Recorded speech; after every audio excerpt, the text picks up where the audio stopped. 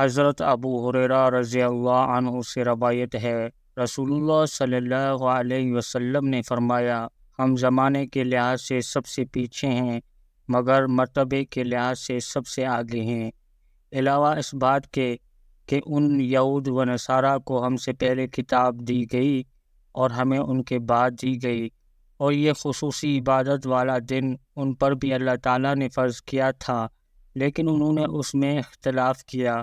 یہود نے ہفتے کا دن تجویز کیا اور نصارہ نے اتوار کا، چنانچہ اللہ تعالیٰ نے ہمیں اس دن یعنی جمعے کے دن تک پہنچایا۔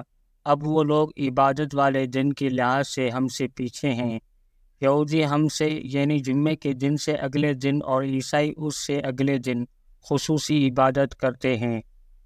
سنن نسائی حدیث نمبر 1368۔ حضرت ابن عباس اور حضرت ابن عمر رضی اللہ عنہم سے روایت ہے کہ رسول اللہ صلی اللہ علیہ وسلم نے منبر کی سیڑھیوں پر کھڑے ہو کر فرمایا، لوگوں جمعے چھوڑنے سے باز آ جائیں ورنہ اللہ تعالیٰ ان کے دلوں پر مہر لگا دے گا اور وہ یقینی طور پر غافلین میں سے ہو جائیں گے۔ سنن نسائی حدیث نمبر 1371۔